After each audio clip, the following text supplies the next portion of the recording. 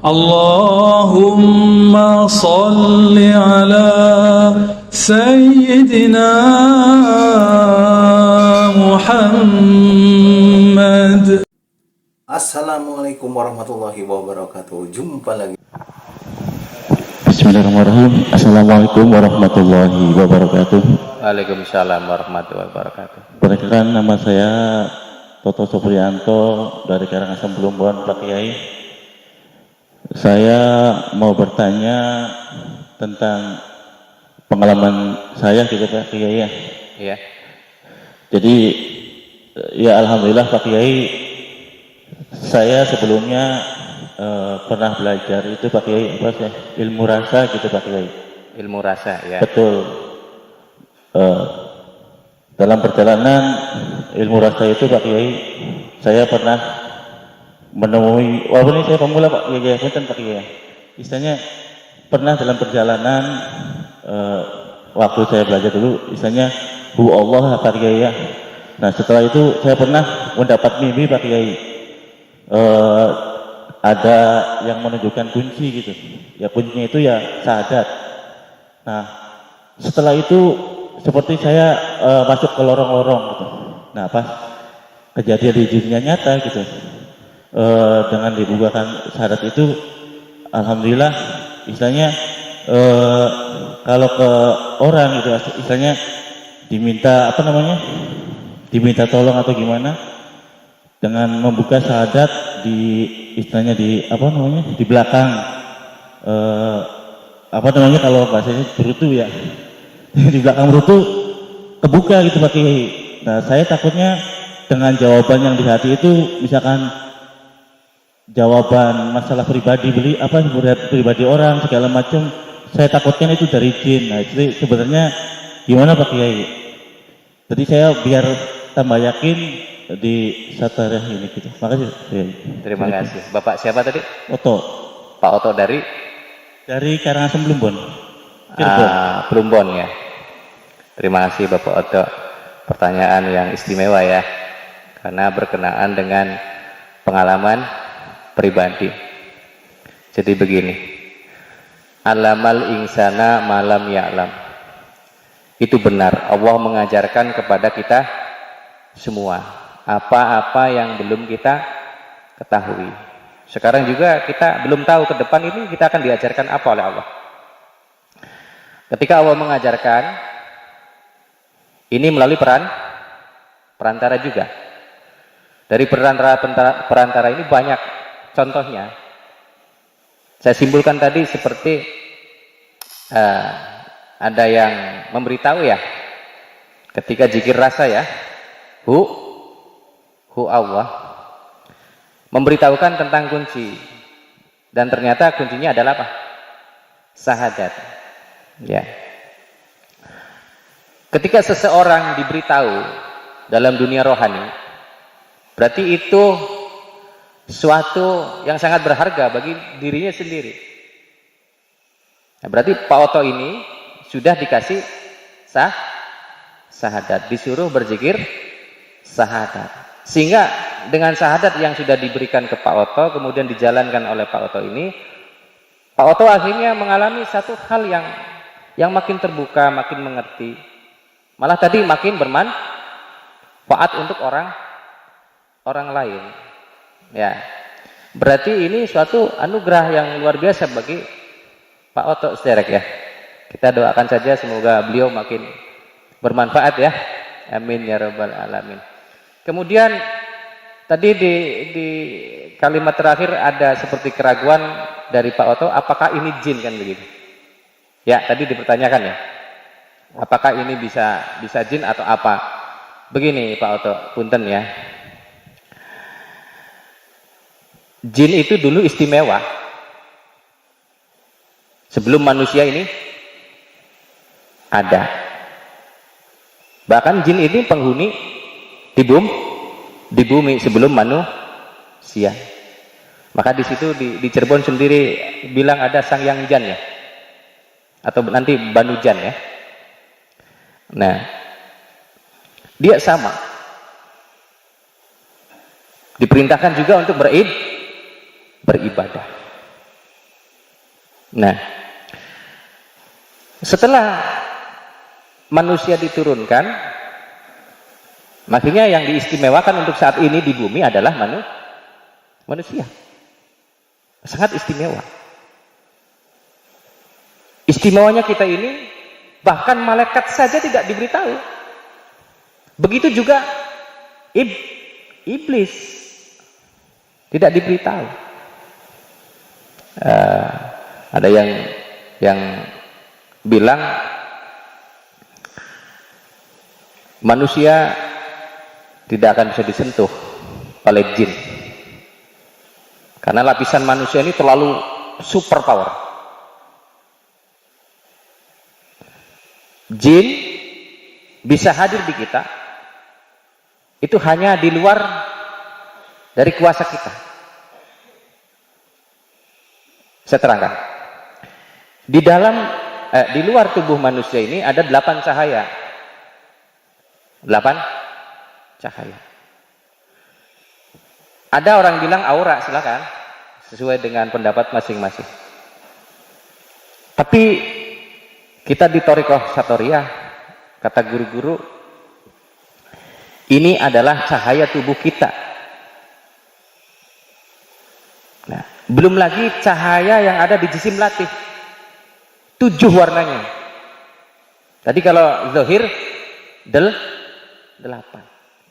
Kadang cahaya ini ada yang 1 meter, ada yang 2 meter, bahkan dalam berapa meter ya, sangat terang sekali. Sehingga biasanya orang yang begini, Masya Allah, magnetnya luar biasa. Orang melihat dia saja sudah gimana gitu rasanya, ya tak? Ingin bersamanya, ingin dibinanya, ingin dididiknya. Ada tubuh-tubuh yang seperti itu. Ini menandakan tubuhnya bercahaya. Nah, dari luar ini, jin itu tidak akan bisa masuk ke pancaran cahaya manusia ini. Nah, kalau kitanya cuma hanya 1 meter, mungkin di 2 meter jin di depan kita. Kemudian yang perlu dipertanyakan, kepentingannya apa jin ke kita? Ngasih nomor? Kira-kira begitu. Iya. Sekarang itu banyak sekutu ya. Iya. Manusia dan jin banyak sekutu. Nggak tahu di alam jinnya ada nomor enggak? Nggak tahu saya. Minta bantuan manusia enggak? Yang jelas, sekarang ada fenomena begitu. Manusia bekerja sama dengan jin untuk ngotak-ngotik nomor. Nggak panjang. Yang paling diminati itu 4 nomor tembus ya. Ya, ada apa ini jin hadir ke kita? Begini, jin hadir ke kita itu ada kepentingan. Kepentingan apa? Kita orang thariqat harus positif. Tentunya kepentingan tentang hal ibadah. Ada tidak jin yang hadir di depan wali kemudian bukan untuk urusan ibadah? Nggak ada. Pasti urusannya ibadah. Pasti urusannya untuk siar. Nah, ada apa jin yang hadir ini? Jawabnya dalam Thariqah Satoriyah adalah kepentingan kepositifan, tidak kepentingan negatif. Kita memanagenya harus begitu. Kita harus berkeyakinan begitu supaya yang hadir ketika sampai didatangi jin bukan hal-hal yang negatif. Nah, kemudian saya juga dulu pernah dipertanyakan, Kang, apakah bisa manusia masuk ke alam jin? Bisa. Nggak ada yang tidak bisa, bisa. Sampean bisa nggak bisa? Bisa. Mau?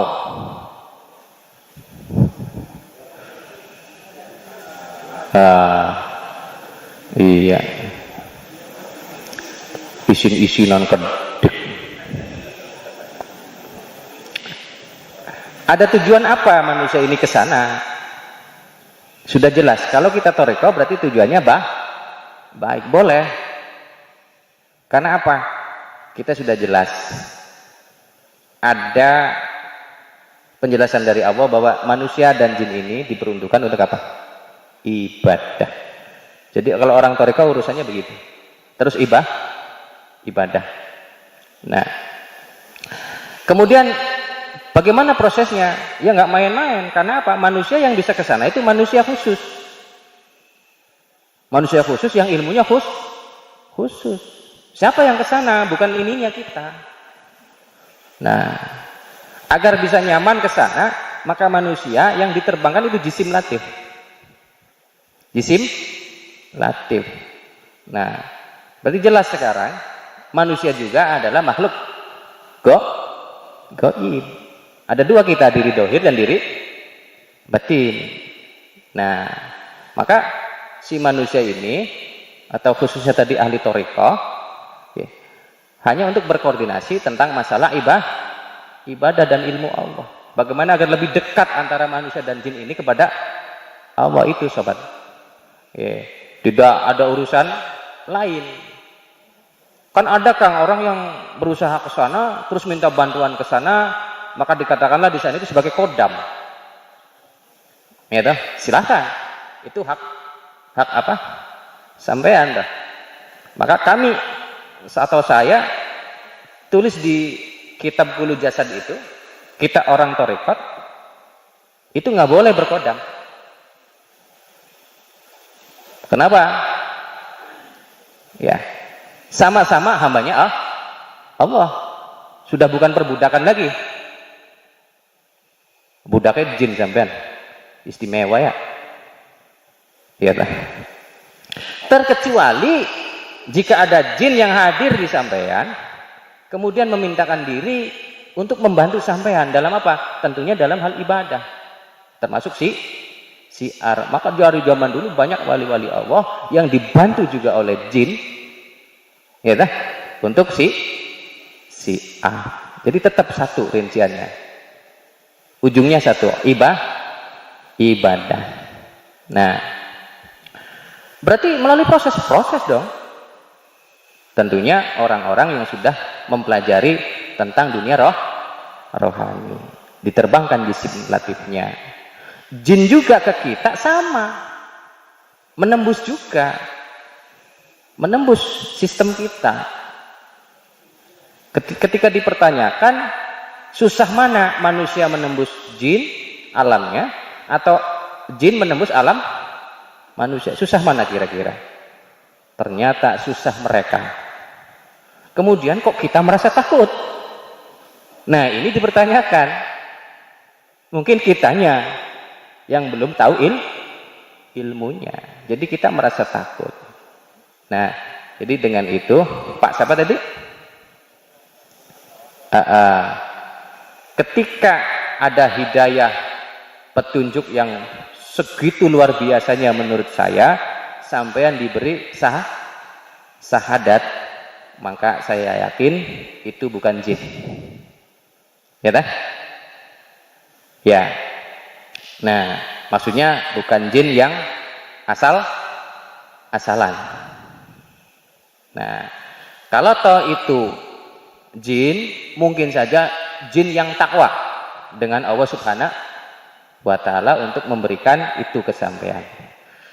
Kalau kesananya lagi, bisa saja ya, itu leluhur-leluhur sampean yang dekat dengan Allah, atau juga para aulia yang sistemnya masih rahmatan lil alamin, mendatangi siapa saja yang sedang berproses mendekatkan diri kepada Allah Subhanahu wa Ta'ala. Bisa saja, sehingga dikasihkan sahadat. Jadi saya pesankan kalau itu sudah haknya, maka silakan dengan sahadat itu, semoga sampean berkembang ya, berkembang terus manfaat dan terus dekat dengan Allah Subhanahu wa Ta'ala. Saya kira begitu. Yang namanya jawaban pasti berbeda. Lain ladang, lain apa? Ada lagi sama ladang, sama ditanamnya. Yang membedakan apa? Cara memeliharanya. Oke, terima kasih. Sekiranya ada pertanyaan lagi atau bagaimana, mangga matur nuwun. Terima kasih. As-salatu wassalamu alaika ya sayyidi ya habibi ya abal arwah ya rasul